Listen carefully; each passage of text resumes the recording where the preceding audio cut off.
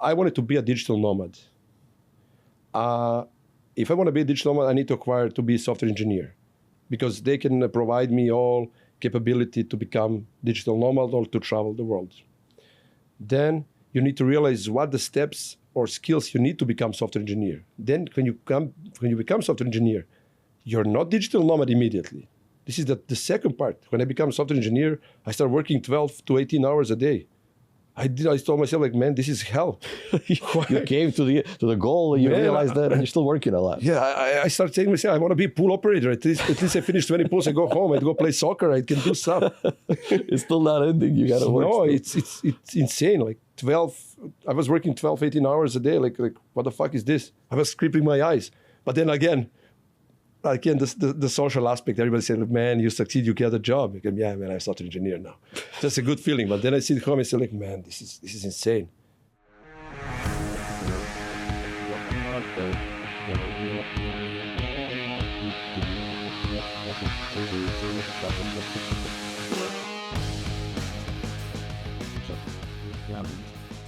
Today's guest is Slavo Popovic, an IT engineer who decided to realize his American dream. He made a successful switch to IT in his 30s and became a digital nomad. We'll explore the tools and strategies required for anyone looking to follow his path, while discussing his inspiring journey and the lessons he learned along the way, hoping to inspire others to take the leap towards their own dreams. And before we start, I'll leave you with this hopefully motivating quote: "The only people that are late are people who haven't started." On September, I'm going to United States road trip from here to New York, all around Midwest, Colorado, to Seattle. Then I'm going all the way down to LA, San Diego, and coming back. Was it Route 5? Road 66. Oh, yeah. But Road 66 is Midwest. It's from Chicago all the way to Los Angeles. To Los Angeles, yeah. Well, yeah. I will do that too. That's. I will not be here for like 2 months and a half, I think. That's nice. 2.5 months. Is it vacation, or are you going to be working? No, I will be working all the time, man. All the time? That's. I mean, how much you work a week? 2 hours. So I'm kidding. No, I'm working a lot. But the thing is, like, I will ride the motorcycle in the morning for a couple hours. Then I will work. If it's a working day, I will work regular hours. Then I will ride more, couple hours, sleep over. And I will do like this for like 2.5 months. That's a great trip. That's the longest vacation you ever took? Yes. No, I did before. I already did all 51 states. I mean, 50 states plus Puerto Rico. Okay. So that's, how long it took you to visit all 50 states? 4 years. 4 years? I started 4 years traveling and working. Like in Miami, I'm in Miami usually like 6 to 8 months. 4 months I'm traveling. That's amazing deal. 50. What's the next thing after 51 states?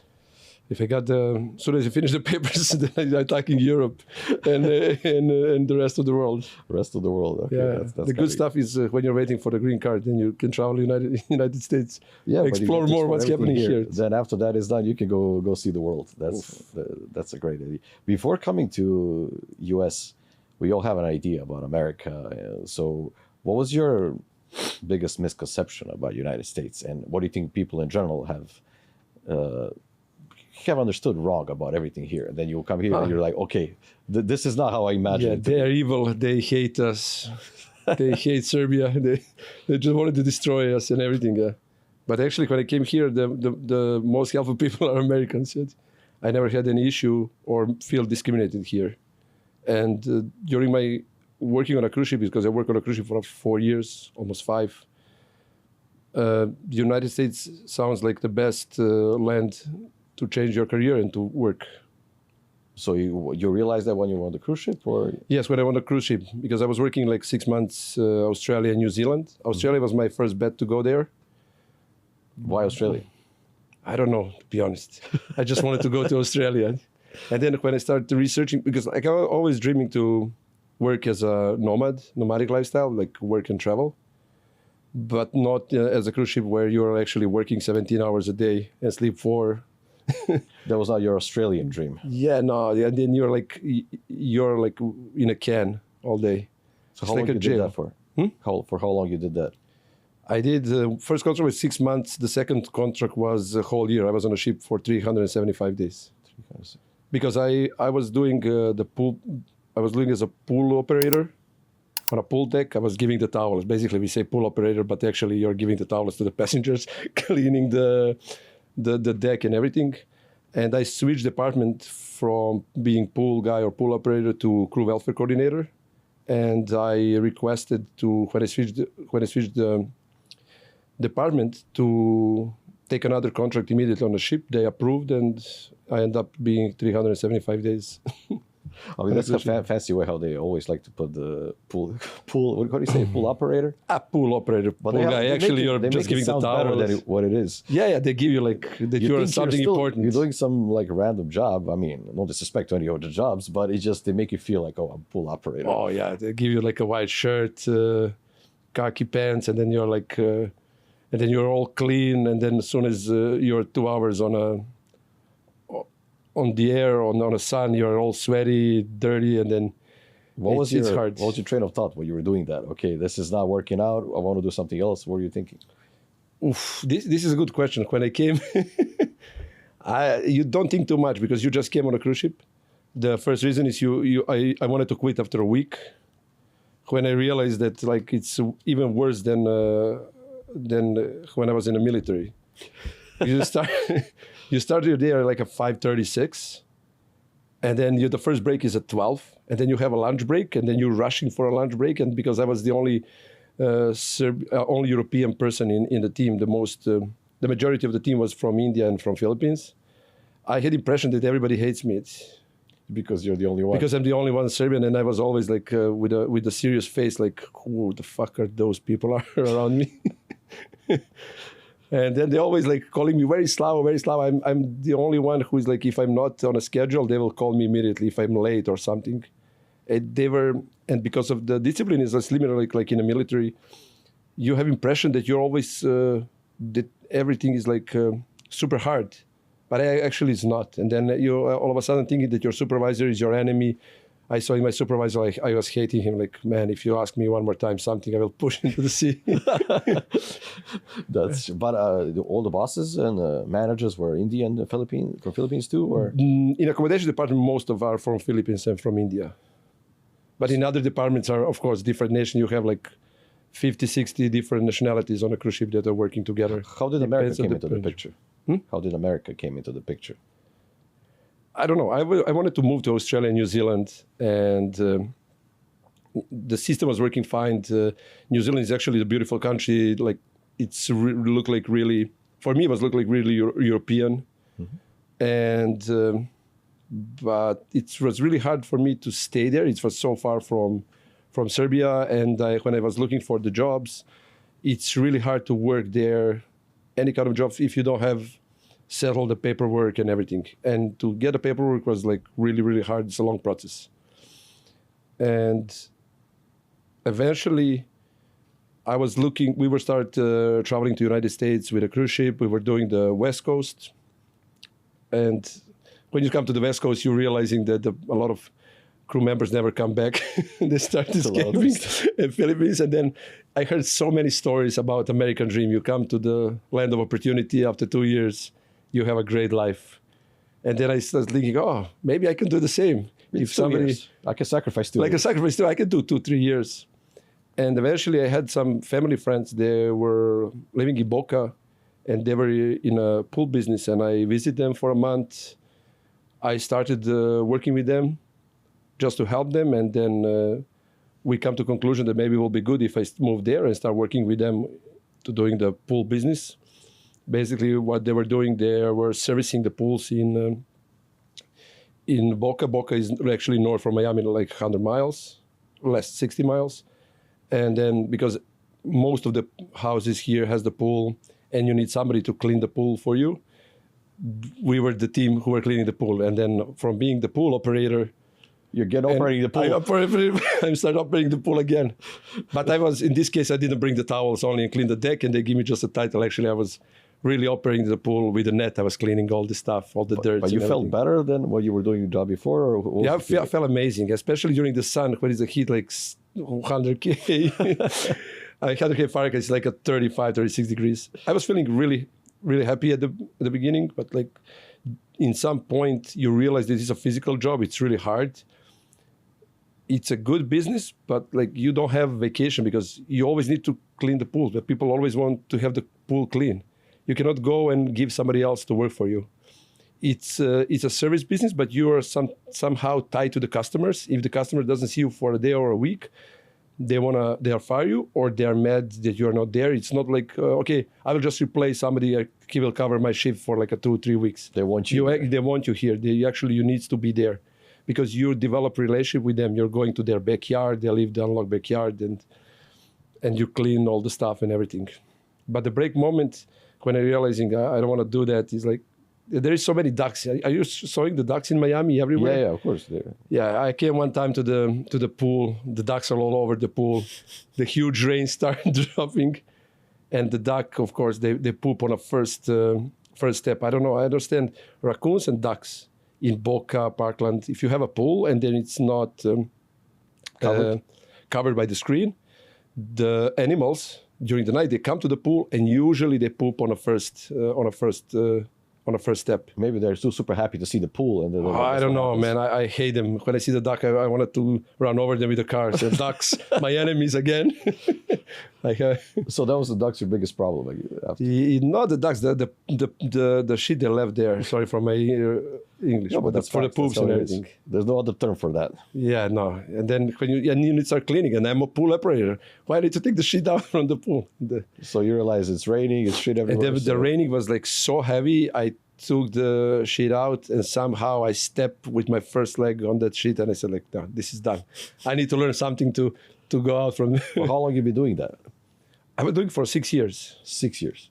So those 2 years extended to 6. Those 2 years extended to 6. Yes, somehow. But the thing is, like, I really enjoyed because, like, it was more like a family business with them, and it's like we were operating as a friends and family, and it was really, really fun. Except that during the summertime, it's extremely hard. During the wintertime, it's extremely easy. So yeah, it's a pros and cons when you're doing. And then when you come to the States, usually people are driving trucks, or they're restaurant business, or they are doing construction. I was doing as a pool operator, and it's really hard. You just came. I don't speak English very well. Even my English is broken right now. Sometimes when I'm talking, I don't understand myself. I don't know how my colleagues understand me sometimes.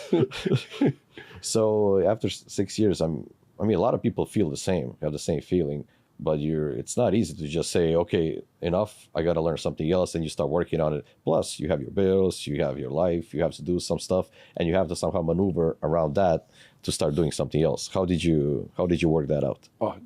This is a great question, because I decided this after 2 years, that if I want to progress in a career, or if you want to change the career, and now, okay, we are in a state, in a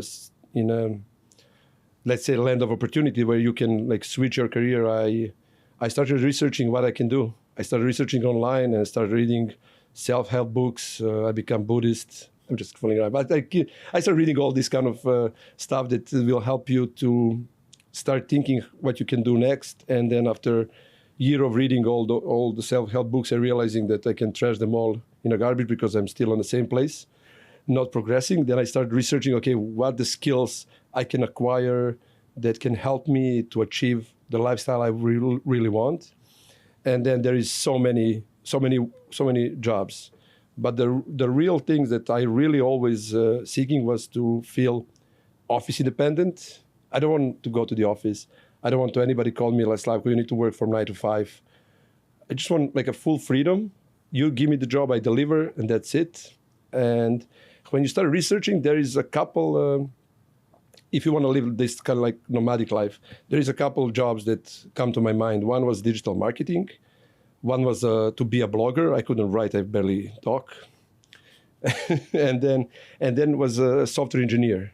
And I said, like, this is it, software engineer. It sounds very sexy, like, and powerful. They say Slavo is software engineer. And I was started repeating myself. I was cleaning pools and repeating myself, Slavo, software engineer. I said, like, this is cool. I want to be there. That's motivation talk. You don't need motivation videos. Motivation talk. Best motivation talk you can get. And then I realized I came home, I was sitting still, Slavo, software engineer. This really sounds cool. let me see how I can become software engineer. I started Googling. It was 2012, 2013. And I found that the course was like, in 3 months, you're a software engineer. This is it. I'm signing up. How much it costs? $1,000. $1,000, man, it's a lot of money. I already spent all on my bills and everything.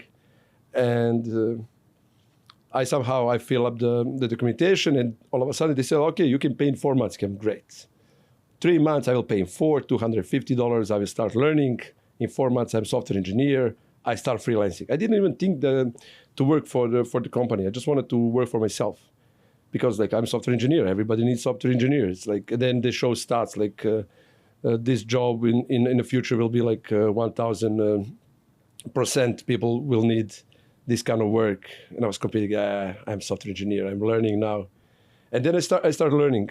And at that moment, I was working on a valet parking as well, because I needed a little extra money to prepare for the papers and all the life expenses. And I was working 5 days as a pool operator, 3 to 4 days full-time on a valet parking. And now somehow I need to squeeze to work on that. And then when you were signed up for those courses, there was written like, in 4 months, software engineer, 30 minutes a day. I'm perfect. I work 30 minutes. I start timing 30 minutes. After 20 minutes, I was moving around. Oh, it's 20 minutes. I have 10 minutes more. I'm close to my goal.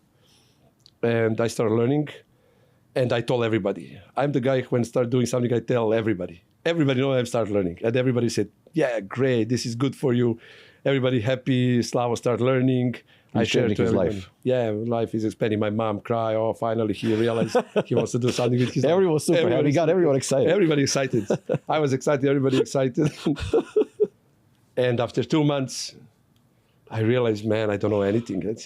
I don't know even if I start learning it. And I bought a laptop. I did everything by the book, what they've written.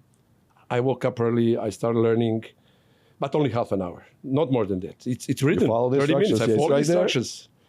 2 months, and then there is like 10 projects. I did only one project in 2 months, and there is 2 months more, and they closed the course. And then everybody started asking me how the course going. I'm good, man. I'm talented for this. I was so embarrassed to say, man, I don't understand anything.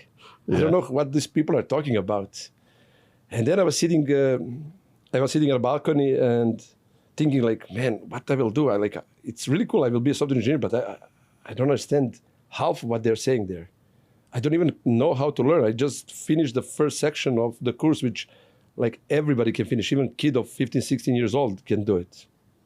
And where is the process to learn the rest? Something didn't make sense. Something doesn't make sense. And then because everybody was calling me and they keep asking me how the course is going. So the more pressure, the more they're putting the pressure on me. Like I said, like listen, yes, but it's not just 4 months. I think they lie. I think it's a little bit more. I think it's like 6 months. I need a little more time because there is so much more to learn, and I want more and more stuff. We got that time frame again. It was 2 years, then 6 years, then from 3 months. It just keep extending. Yeah, but this delay. Everybody, we are all delaying our stuff. If you put the goal and you say like, if you have the New Year's resolution, like everybody has New Year's resolution, you will realize that after 6 months they start New Year's resolution in June. It's only 6 months till the end. I can achieve my goals. And I think everybody's doing the same. Yeah. Procrastinating everything. Postponing. We all, yeah. Then I thought I'm procrastinator. Then I started reading, okay, let's go back to the self-help books. Let's buy some, let's do psychology to start learning about myself, to figure out how is... So you thought you were the problem. You realized that? Or yeah, I didn't realize in the moment that I'm the problem. At the beginning, I was fighting that the problem is not in me. I was fighting hard. But at the end, deep in your heart, you know that it's your problem. You can read zillions of books, man. Without the books, you realize the problem is in you. I knew the problem is me. It's like half an hour, it's not enough. When you go to the school, middle school or high school, you realize, man, you need to sit and you learn. I was in my head, it's like, how they want to teach me in 30 minutes. And when I was a kid, my mom was like chasing me to learn all weekend just to fix one grade in school. How this is possible? And that was super easy. This is like extremely hard. People going 4 years in a college to become software engineers. They want to become in 4 months learning 30 minutes. It's just not possible. But we all follow. It's impulsive. We are all buying impulsively. because this is it. I mean, that's what they're trying to sell you, the course. So they're Of trying to give you all the course. best so you can get hooked on Of that. course, yes. There is maybe a person who can do it in 3 months, but there's probably 1 in 1,000 or 1 in 2,000 or who, if it's even that possible.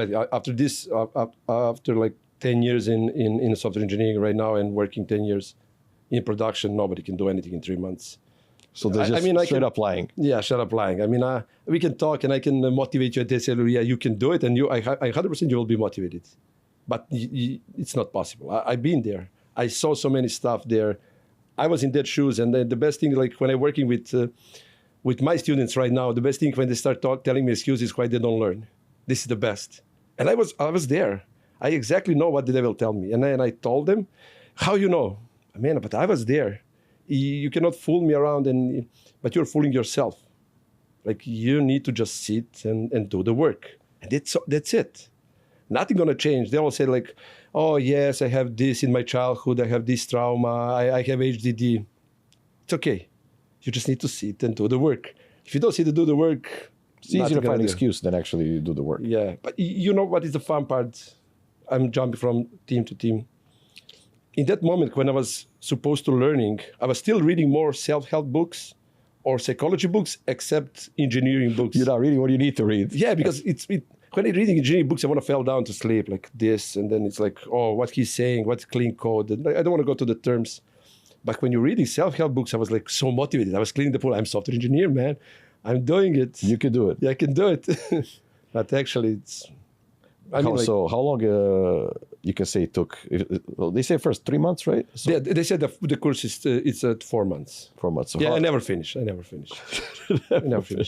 So how long you actually took to accomplish what you should have accomplished in 4 months? 4 years. It took me 3 years and a half, almost 4 years of like. The thing is, like, it took me 4 years because 1 year I was fighting with myself. Then on the second year I realized, okay, I know what to do now.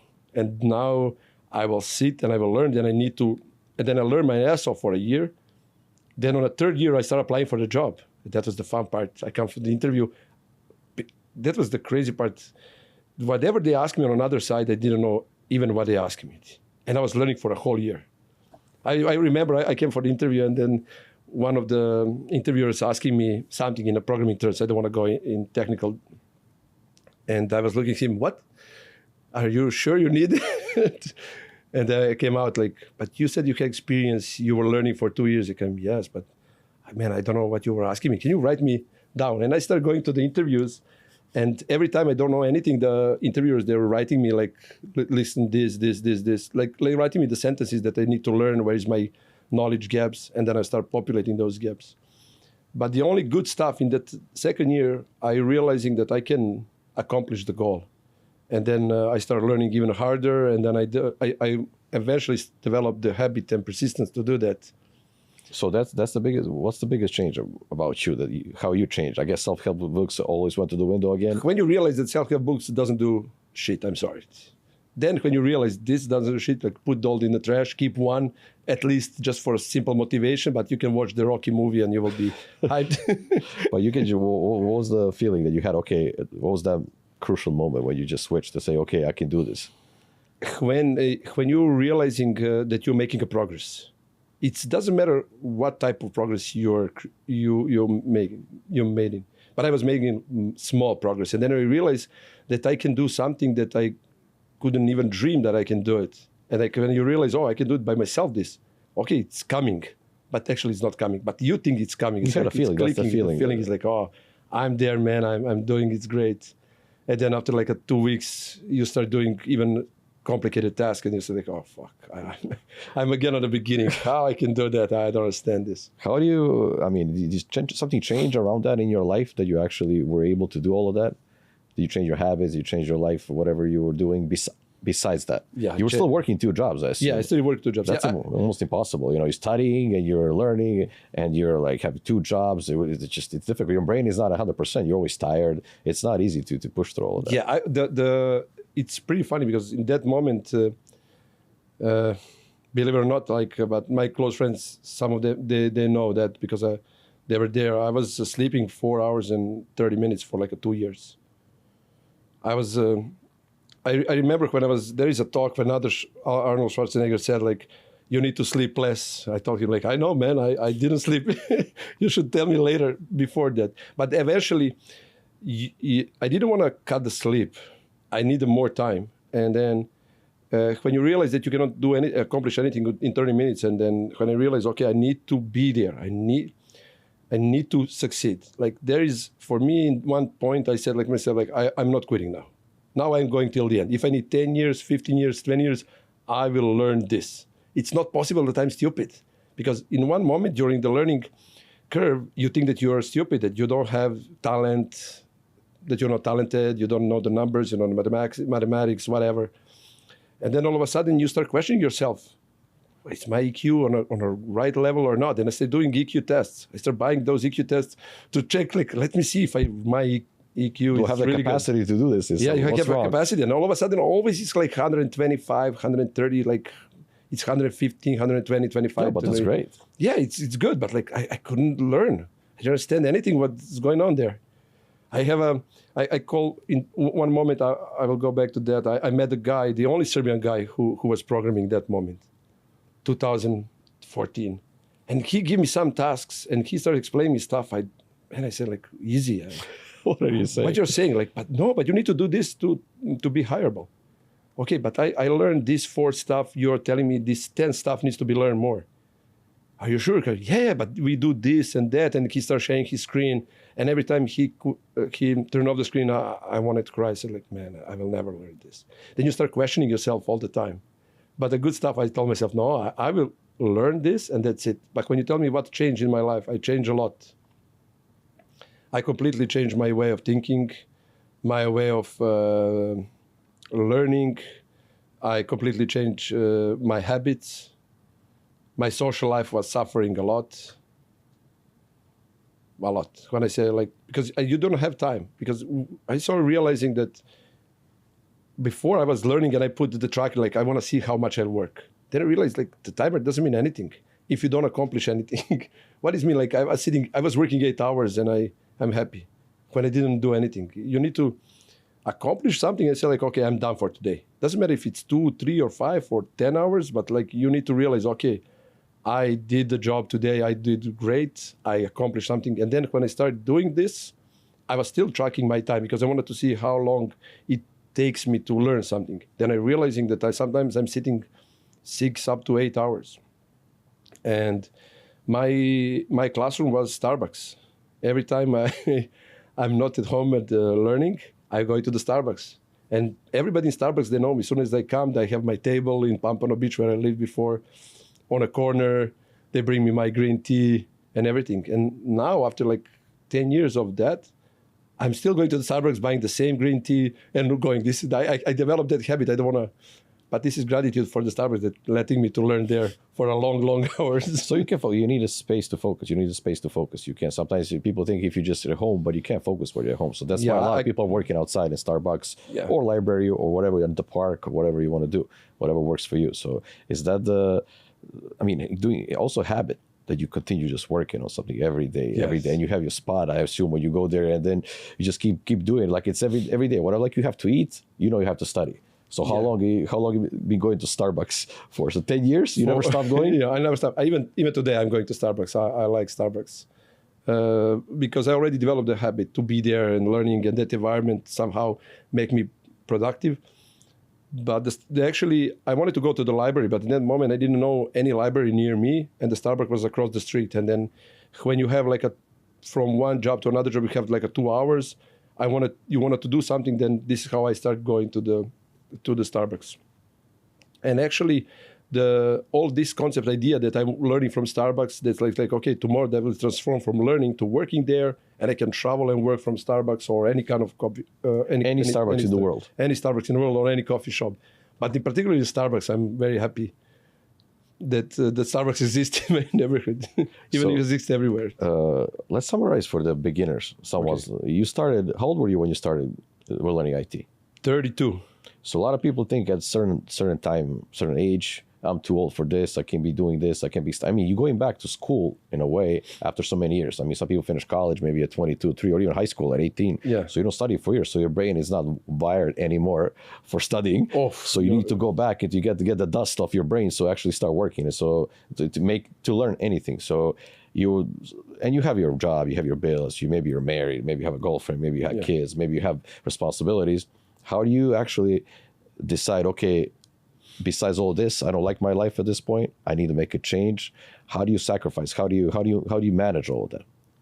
Okay, to be honest, I like my life in that moment. Sorry, I'm kidding. I like my life in that moment, but like I realized that if I'm doing as a pool guy on a long run, I will not succeed in that business because it was really physical. It's really hard, and I'm extremely lazy person.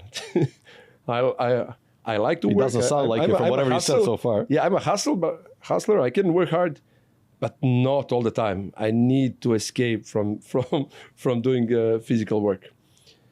And I realize if it go to the 10, 15 years, 20 years, what will happen when I start being age 50, 55, or if I hurt myself, how I will manage all that. This is how the idea started. And especially for beginners, even if you're graduating to college and you start from age 32, 33, 34, or 40, or 41, 42, you can start to learning programming anytime. There is no age, age limit. Age limit, yes. I think there is no age limit. But you need to be aware that in the first 6 months, you need to learn how to learn. Because we were taught in our school how to learn. We go to the school, there is a professor or our teacher, they show you something, you look, then you go home, you learn, and then they give their exam. And this type of learning is okay when you're a kid. But in a real life, you cannot learn anything like this.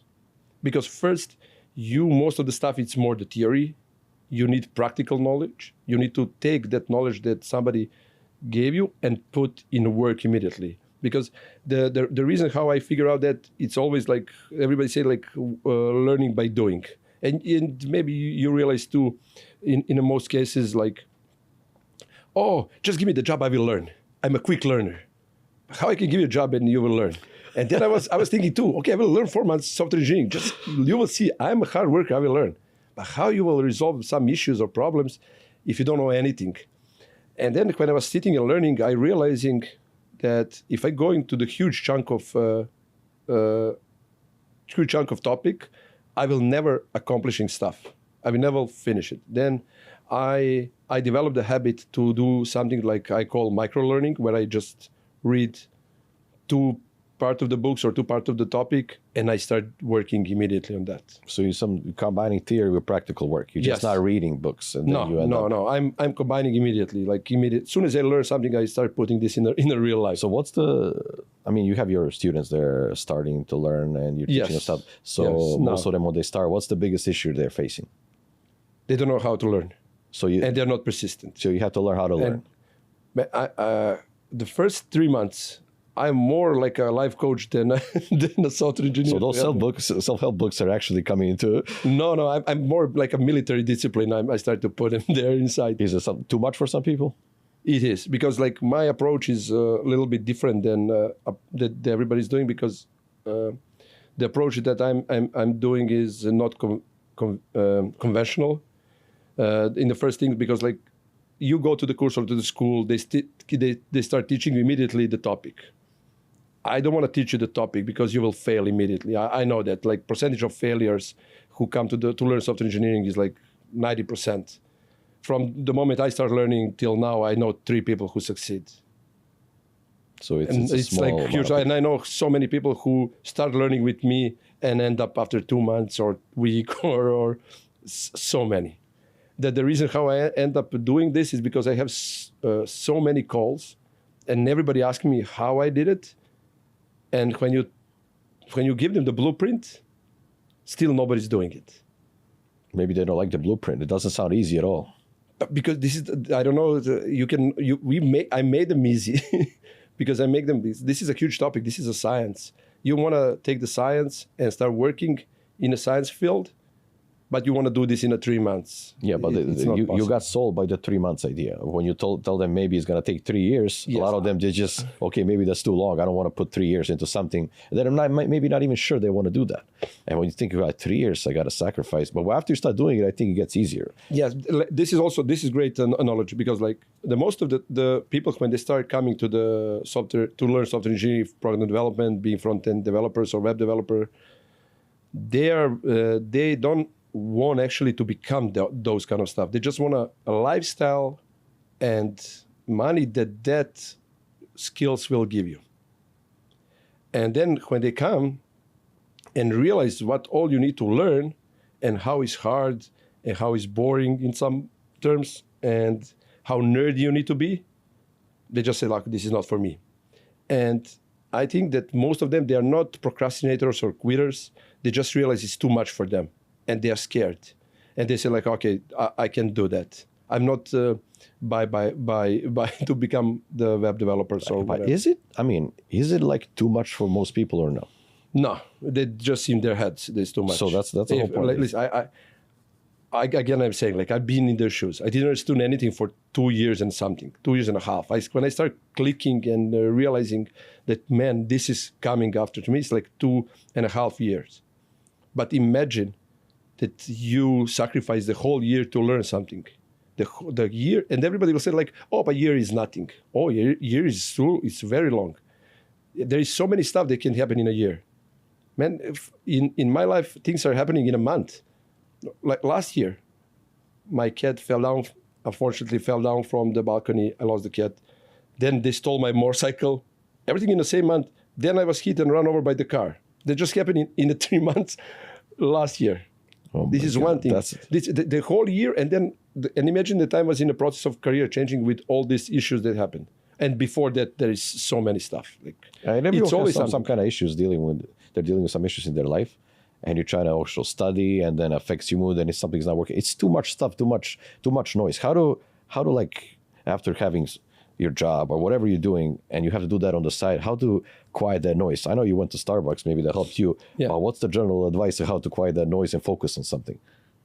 you just need to do the hard work. Deep in your heart, you know what you need to do. And nobody can. And then if you're not doing it inside yourself, you'll feel the self-blame. And we all feel the self-blame. And then if you're not doing something, you will blame yourself.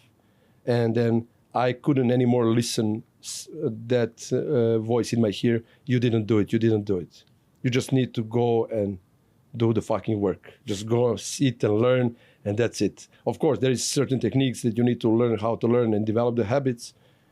But you need to sit and do the work. All this kind of stuff, like when my students come and they start doing with meditation, praying, breathing, this is all great. But they will not do the job.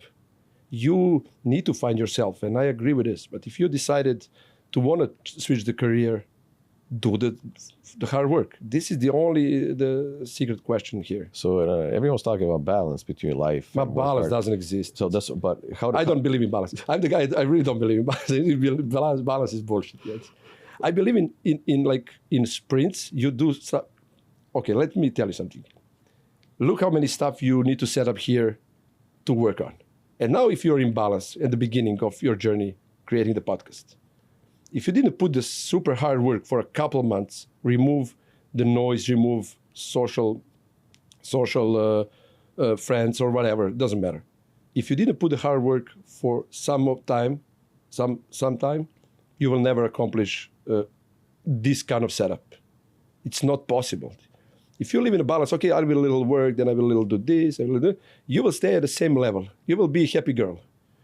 And then after 3 months, 4 months, 6 months, then reality check will hit you. You will be at the same place. For me, I personally don't believe in balance. I believe that you need to, if you want to do the career change you need to do it till you don't succeed. And then you take a break. And then you need to learn how to rest. What does it mean? You start learning to do the career change. You increase your time daily how to learn. You start sacrificing more. This is all temporary sacrifices. friends will not go, your family will not go, maybe girlfriend will go. In my case, they left. But doesn't matter.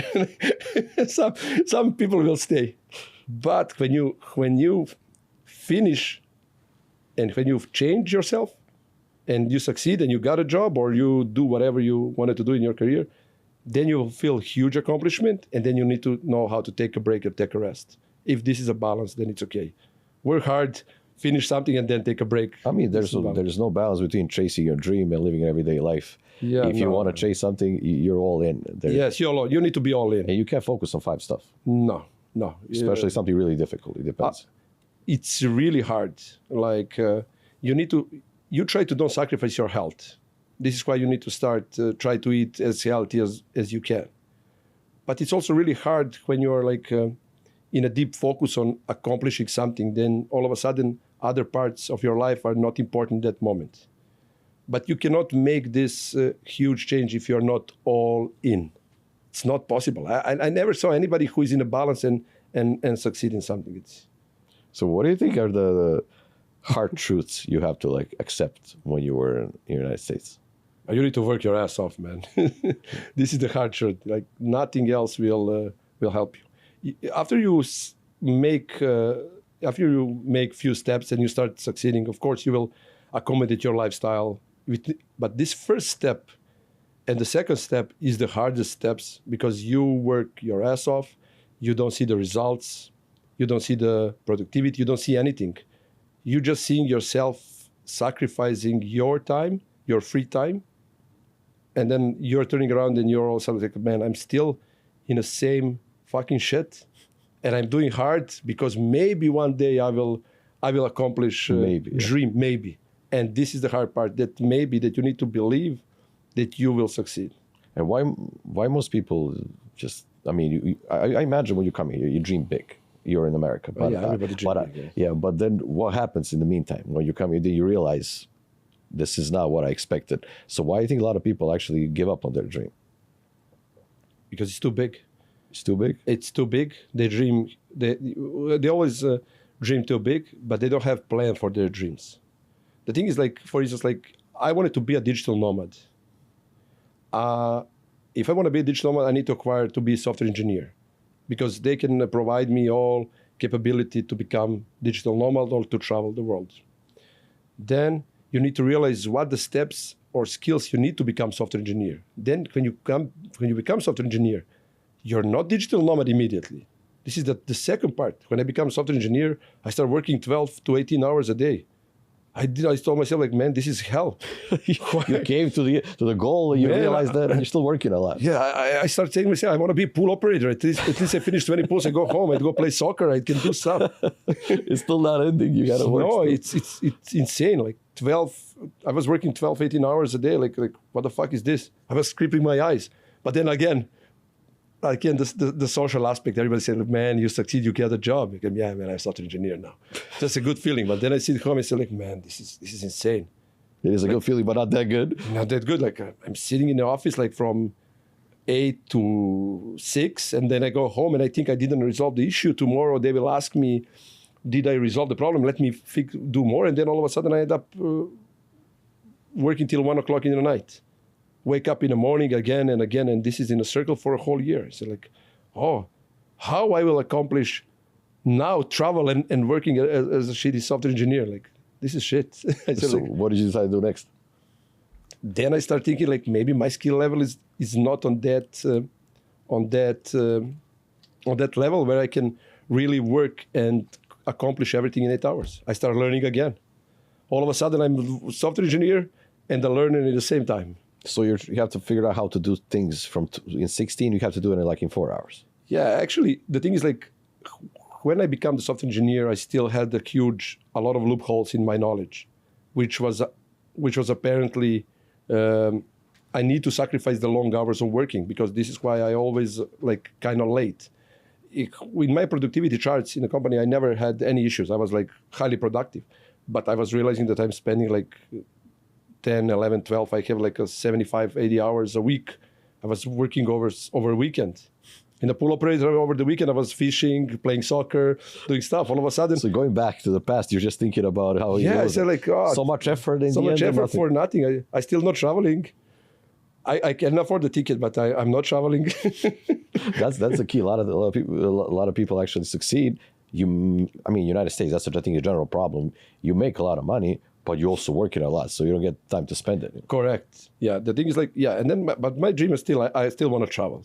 And then I start questioning where I make the problem. But at that moment, I already changed myself a lot. I understood why that's happening.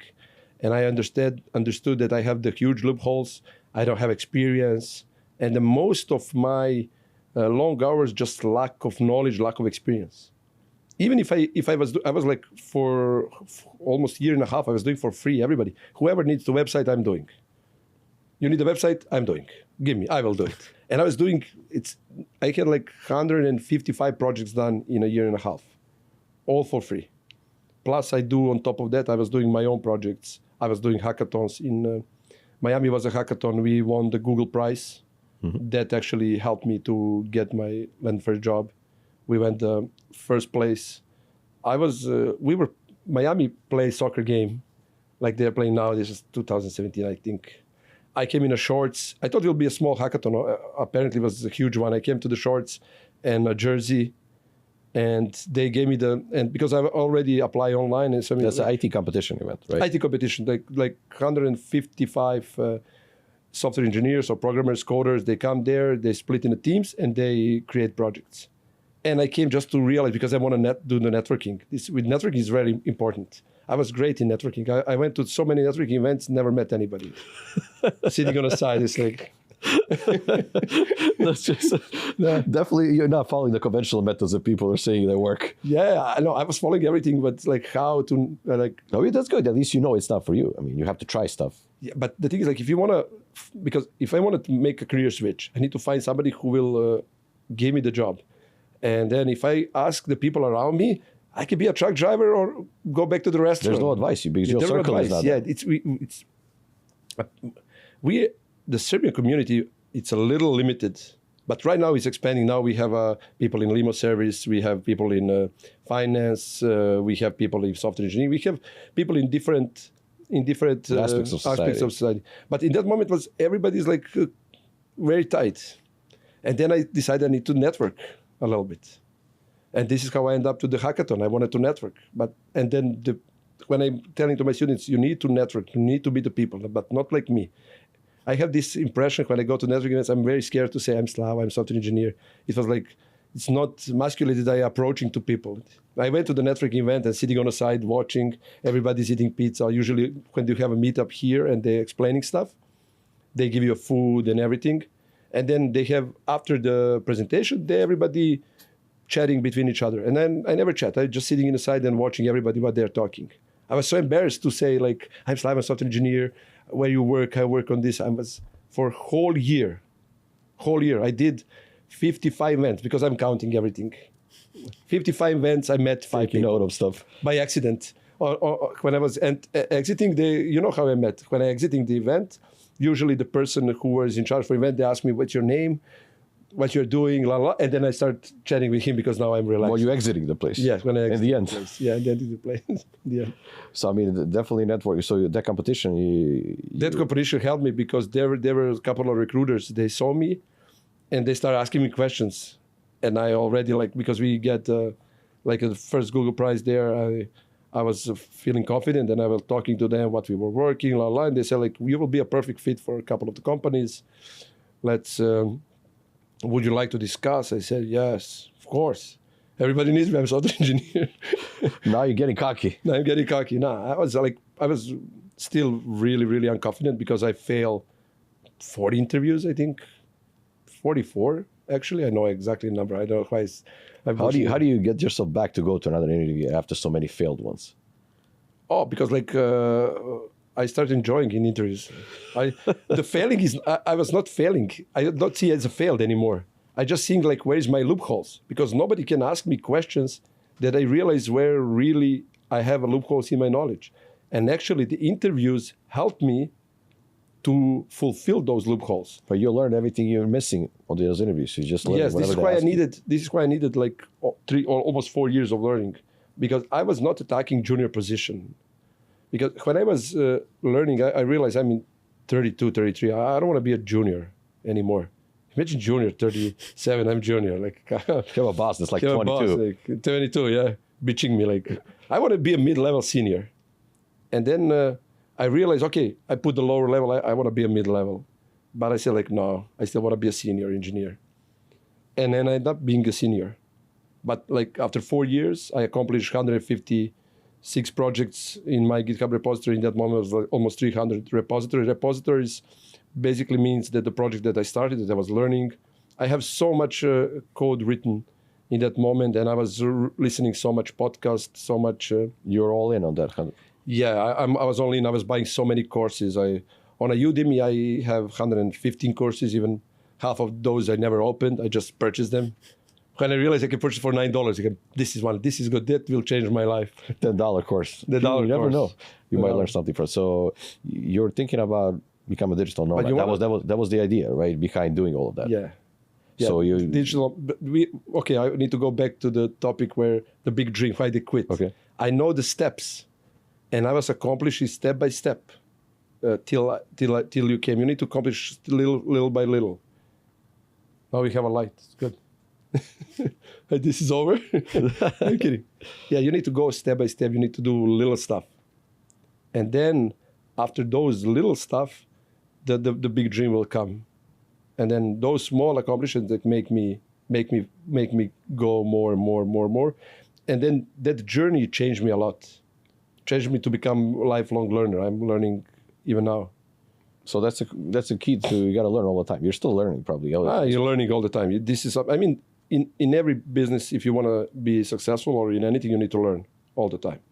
So how did you manage in the end to work from become a digital nomad, to do stuff? I mean, everyone's idea of life is to be somewhere on the beach in Philippines and working like an hour, take a picture for an Instagram story or something, and it says, okay, I'm enjoying my life. I'm doing yoga in the morning. I'm working 30 minutes, 40 minutes, and I'm enjoying my life. Yeah, these motherfuckers fucked me up. Yeah, I was. So you're looking at that. You're working 18 hours. You think? Yeah, I watch all these podcasts how the bloggers are in Bali. Bali was my Bali. destination. Yeah, I still dreaming about Bali. I have even a book. One time it's my birthday. My friends, they bought me a book about the Bali. It's like, this is Bali, I will go one day. But actually, I become really good in time management, like extremely good in time management, because when I was learning, I didn't have enough time, and I need to be really careful with my time management. And the second part, I become extremely good having the deep focus. Actually, there's two extremely good self-help book that helped me. One is Deep Focus by Carl Newport, where he was explaining how you can manage. And the other one is Flow by, it's really hard name. I always got a name, but it's Flow. And actually, I start studying how I can learn and manage the deep focus for a couple of hours and accomplish more than I sit and spend 8 hours and just like sleeping, taking my eyes out of this. And that helped me a lot. When I developed that habit of being in a deep focus in a certain time, that helped me a lot, especially during when I was working 2 jobs and I was jumping from one job to another job. It's sometimes happening on a valet parking. I realized in valet, for instance, like on Sundays, valet was very empty. And then I realized when it's empty and I have a shift where there's no cars. And I was the first person who was working on valet parking praying, oh, I don't want a car. And we work on tip. I said, well, I have more cars. Like, when I will read. And then I realized I make only $30. Like instead of having more cars, like I was praying, oh, less cars, I can read a little bit. I make my $30, $50 at the moment, so it's enough for me. With my salary, 50, this is like $300 extra a week. It's good. Give me time to But read. you were using time to read. You're not. At least Yeah, I you're was not using time to read. Yeah, everybody was laughing. The Nomad parking. I was. They were calling me. First, they were calling me Edison. They're calling me Tesla. They are fooling around with me. I was. In a valet parking, you sit and you start reading something, and most of the people are just hanging out and making jokes. They don't have any big dreams or stuff. Most of the people, they're just working, do the job, get some cash, and go home. Yeah, but actually, the biggest fight I realizing now is not just my big dream. I just wanted to prove that I'm not stupid. because after 3 months, you didn't to the accomplish world anything. or friends or who? To myself. To yourself. Because my friends, they think that I was doing good. I never told anybody I was doing very bad. That my learning was like going really, really low. You will never hear this from me. You ask me how my learning is going, I'm great. I just learned this. I can do this. But in deep in my heart, I come home, man, I'm sure I can do this. I learned to do that, but I'm not sure if I can do it. But you have someone to keep you in check. You know, you don't have because no one's in the IT business. All your friends. Yeah, I didn't have. There is only one person, Nemanja, who really helped me, and I was calling him, and then we were chatting because in that moment, during the learning period, and everybody has the same stuff. I had the FOMO effect, FOMO, fear of missing out, and every time you learn something, you think, oh, the industry is shifting to that part. And then you start stopping this and learning this. In that moment, I was learning artificial intelligence. Then I was learning machine learning for the whole year. I was doing statistics, mathematics, everything. I was all in machine learning, artificial intelligence. And then I spoke to him and he said, like, why you are jumping? You're not 100% in one thing. Like, why you are jumping? Because in software engineering, there is so many fields. And everything looks cool. Everything is amazing. For one thing, like you want to be a web developer, then all of a sudden you want to be. Then I started learning blockchain, and I spent in a blockchain for 6 months. This is how I also like a little waste of my time, but at the end, all that knowledge somehow accumulates to be together for different stuff. Yeah. So right now, how many hours a week you work? Now I'm working, depends. Now I can work from like 60 hours a week to 3 hours a week. Depends of the how busy am I. Now I'm a little more skillful, and now I can accomplish tasks that before need 12 hours, I need to accomplish in 1 hour, 2 hours, 3 hours. So whole idea is like it takes years to get to that level. You can't expect that to start in a year. Yeah, it's not possible. Yeah, and then especially now when I start listening, still the people came and they're so excited. I will learn in 6 months. I will get a job. You will not. So, how did you decide to start your mentorship program? A mentorship program becomes spontaneously because so many people are asking me for help, and then I start helping people really to accomplish the work and how they want to become software engineers or anything in IT departments. Doesn't mean only software engineers. I was talking to my friends that call me, hey, can you help this friend? And I have so many calls. My phone and my messages are like full of people who wants to learn. And this for like last 5-6 years. And then I decided, okay, because I'm helping everybody because I take the community, I want to give back to the community. And I really want to help because I really believe that everybody can do it. Literally everybody. I think that you can do it. Everybody here in this room can do it. The thing is like if you want to put the hard work. And then I realizing that convenient methods doesn't work. All courses, some schools, bootcamp, does work. People from who are doing teaching in the bootcamp, they will say, oh, my students are working there and there. I saw so many in a production world. When I say production world, in a real life world, I see so many people come to the bootcamp, they suck. They're not good enough. And they don't have habits to learn. They don't have any more habits. And then I realized if I accommodate a little bit my mentorship program, I don't want to be a teacher. I just want to give you a guidance that keep you focused on one thing, learn you how to learn you how to develop habits, learn how to develop time management, and push you hard and be straightforward with you. Don't encourage you if you don't need to be encouraged, and try to put you the military discipline, and we remove the balance. Don't go with the balance. There's no balance. No, balance is complete bullshit. We need to remove the balance. We need to be all in this part, then we can succeed. If we don't have these 5 stuff, it's really hard. And we didn't even talk about learning the topic. We're just talking about some of the basic stuff that we need to accomplish. Because if you start learning something new, and you never saw in your life, and everybody never code, never touch anything, and then you need to you need to wire your brain to the new topic. Your brain needs to start accumulating and understanding what you try to accomplish. It's not overnight process. They need to click. So, I mean... Imagine me, I was a pool operator for 16 years, and now I need to learn software engineering. It doesn't make sense. Numbers and pools, towels. I'm kidding. But now you believe with hard work you can learn anything. I'm strong believer that everybody can learn everything. Just somebody needs less time, somebody needs more time, but we all can learn everything. And I'm a huge believer in that. How do you think your cultural background and your jobs that you had in your life actually affected whatever you're doing right now? How it helped you succeed in becoming software engineer, or did it at all, or it didn't matter? Didn't matter. So it's completely useless. It's completely useless. Yeah. So you had to reinvent yourself completely. You need to reinvent yourself completely. What did you do besides you gotta have good habits, health, food, life, daily routine? What changed so you can so you're able to accomplish all of that? Okay, the first thing, you need to remove hobbies. Like, hobbies doesn't exist. When you're learning, hobbies doesn't exist. This is like, I have a hobby, man, you don't have time for hobbies. Yeah? So no hobbies, number one, check. Hobbies, number one, check out. The second part, entertainment. You don't have time to watch even the TV show for like 30 minutes. What kind of American dream is that? There is no entertainment, there's no hobbies. Yeah, unfortunately, like, you don't have time. You will have time in the first maybe 2-3 months. But as soon as you come all in, trust me, you don't have time. There is so much stuff are coming. You don't have time for that. Then you need to limit your family. I'm sorry, but you need to limit your family. Because at least my family, my mom can call me and spoke like 17 hours. Even she can call me every day. Like, yeah, that's different. I'm just not mom. Like, but you need to at least limit them. They cannot suck a lot of your time.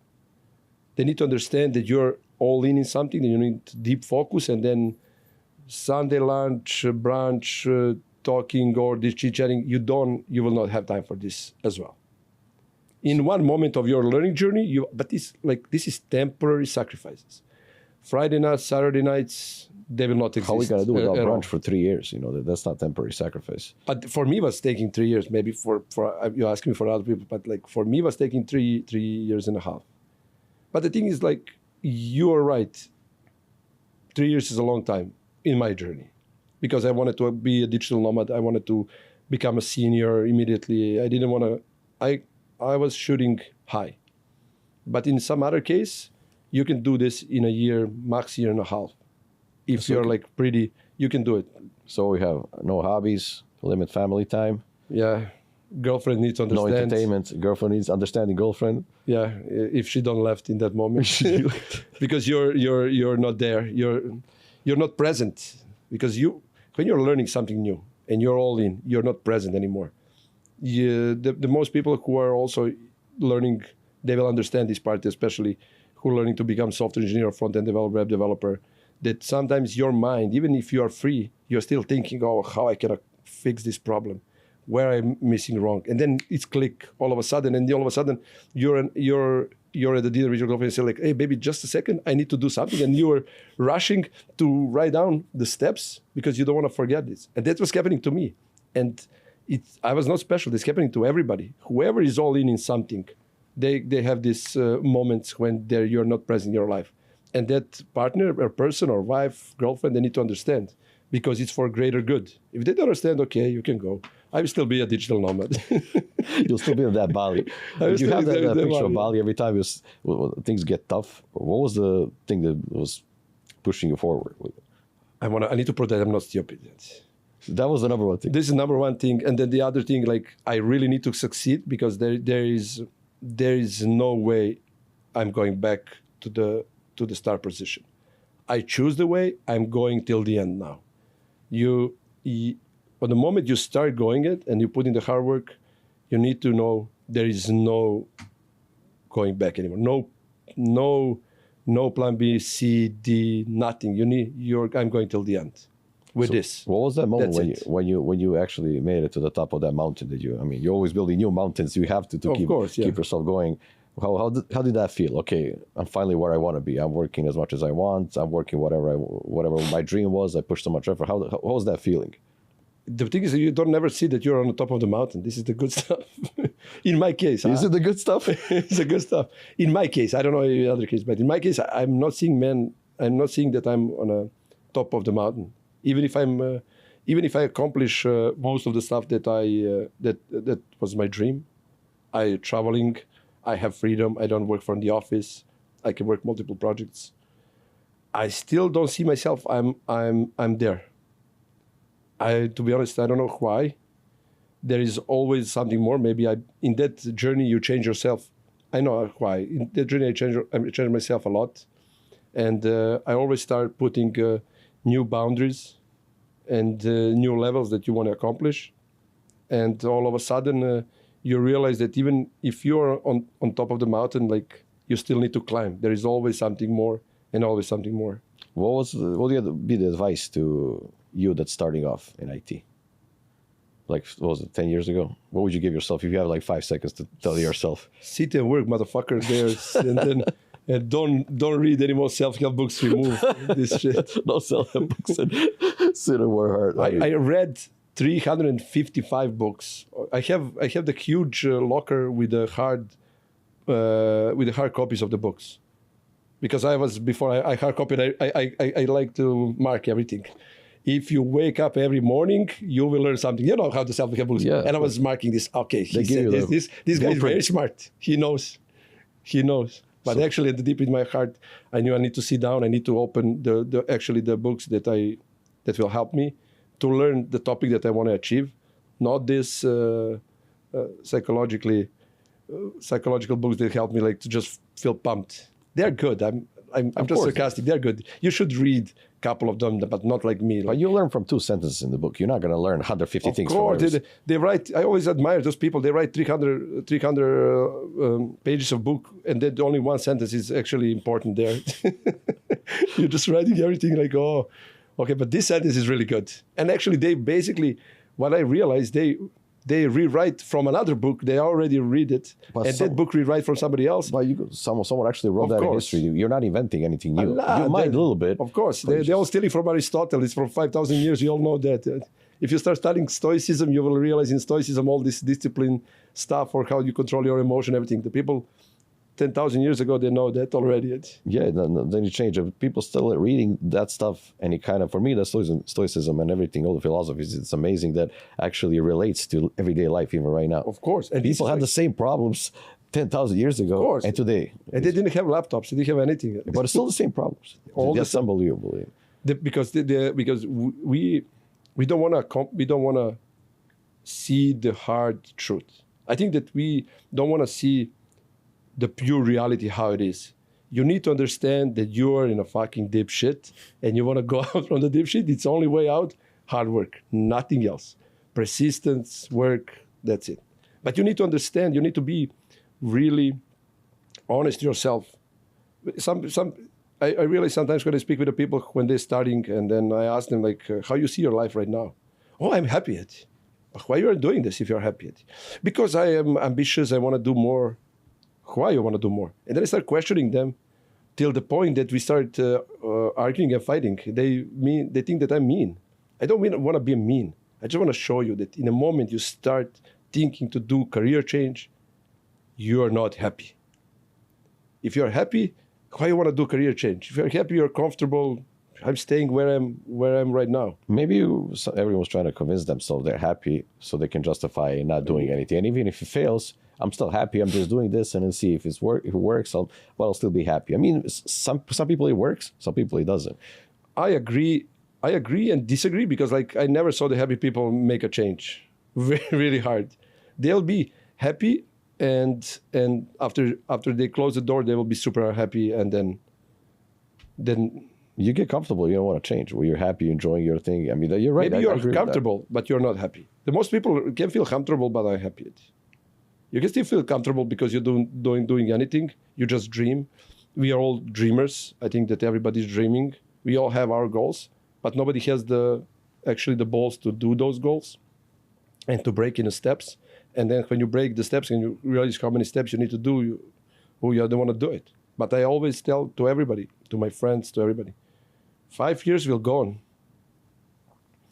You will turn like 42, 48, 35, 36, and then you will turn around and you will regret. It's like, oh, I should be there. I should be there. Yeah, but you look back, it looks shorter. When you look forward, 5 years is a lot. But you look, back, if I started this a couple of years ago. I have the stupid reason now. Look, the Bitcoin. I'm just giving an example. Now it's $69. I don't know how much. 69,000. Well, $7. Doesn't matter. I saw the Bitcoin when was $1,000.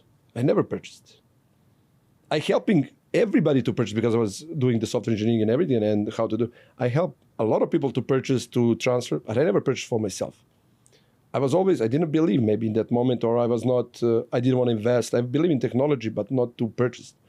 And one time, we and my roommate, we were talking. He said, like, now is the best time maybe to buy the Bitcoin. It was $5,000. If we have money, we should purchase. I never purchased. 10 years now, like 5 years after that, like 6 years. When you turn around, like, wow, look, just the Bitcoin. But this is the stuff. Everything, the time is going. The time is like ticking. We are losing 1 hour now. I'm just kidding. But the time will gone. This is the only stuff that we cannot reset. We can reset everything, but we cannot reset the time.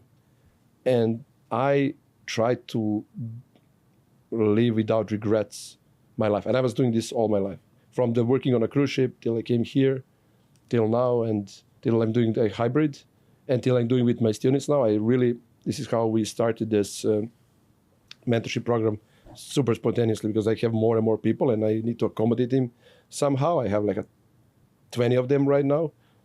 I had more before, but some of them, they're mad, they left because they don't want to accept the hard truth. Like, I'm sorry, like this is the. So they don't. It's not possible. Sometimes people come to learn, but they come to learn just to accomplish that they are doing something, and this is bothering me. I'm pissed.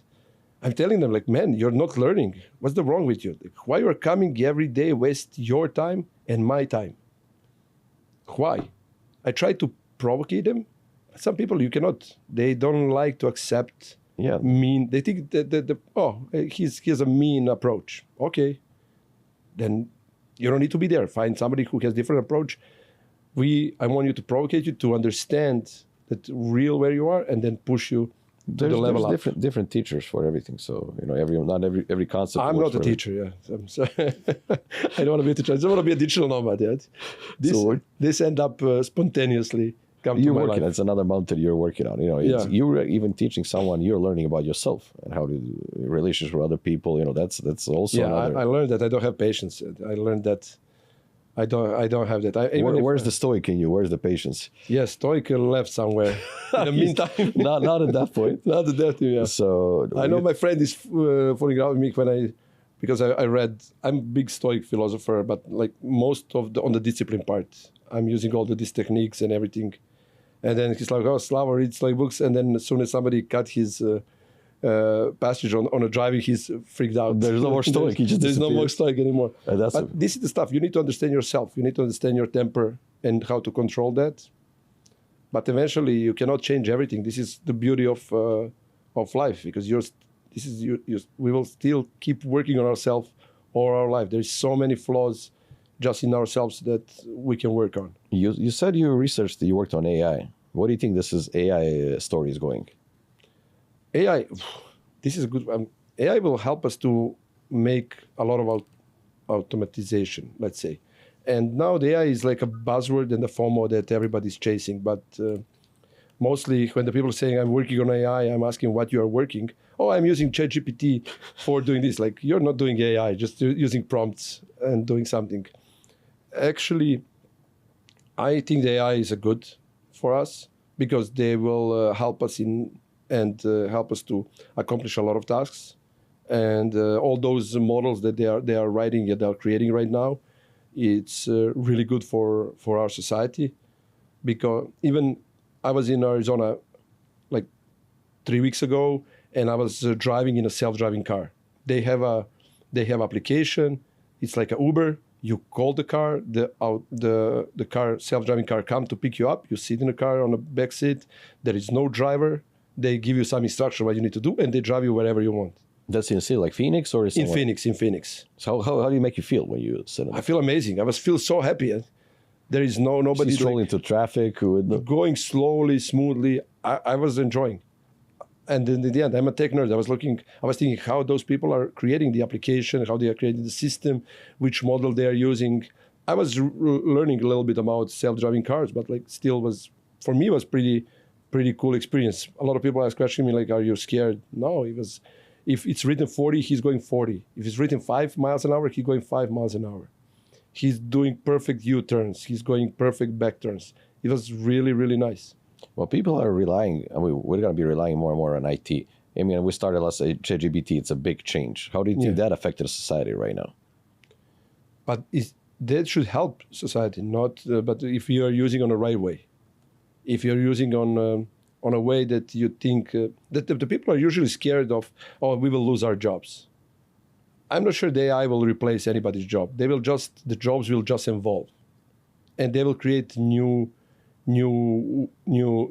careers.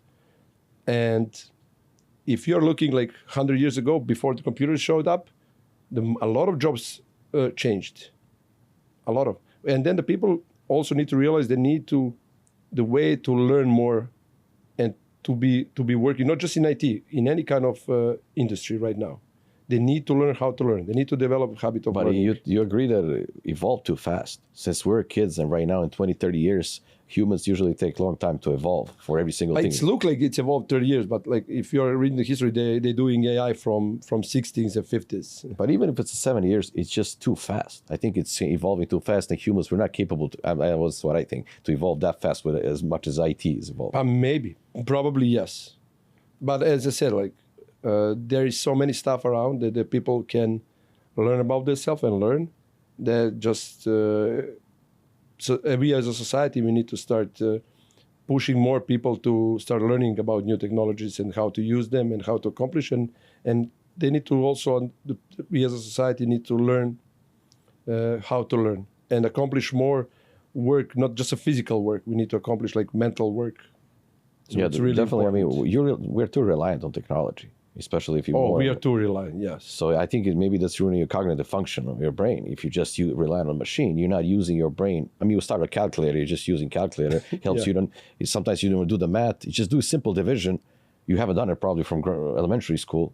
So starting to do something like that, even that's like, I think you take a second. So you just imagine with no phone and nothing, you will be like lost. I agree and disagree. I will tell you why. Because maybe our brain is a little bit more lazy in this kind of operations.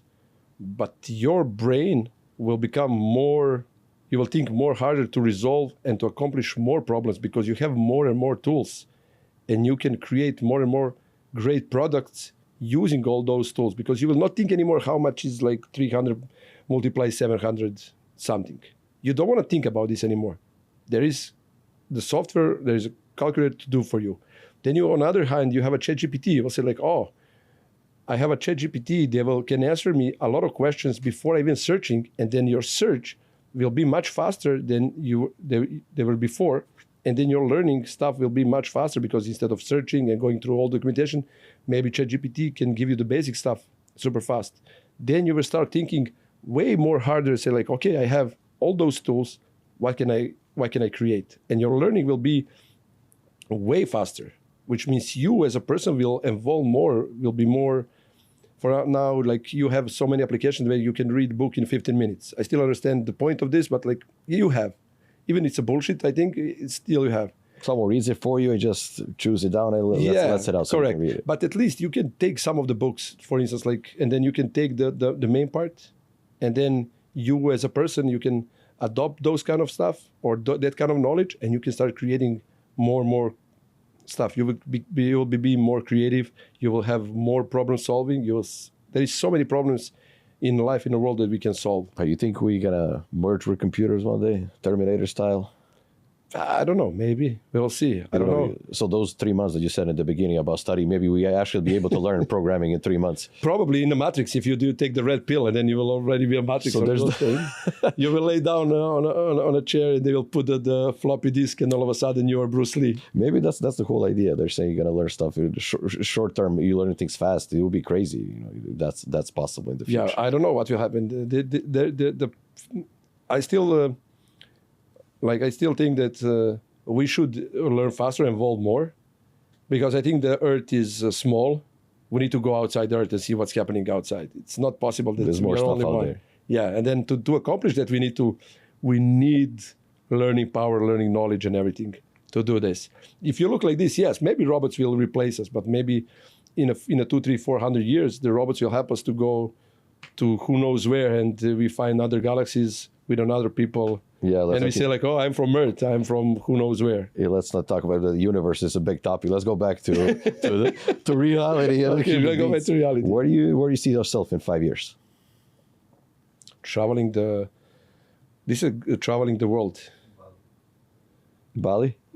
Bali, definitely Bali. But I've already been on Bali because I work on a cruise ship. But as a worker, I want to be as a digital nomad. But actually, in 5 years, I would like to create some tools that will help people to learn more. And I will try to create a lot of stuff that will get back to community.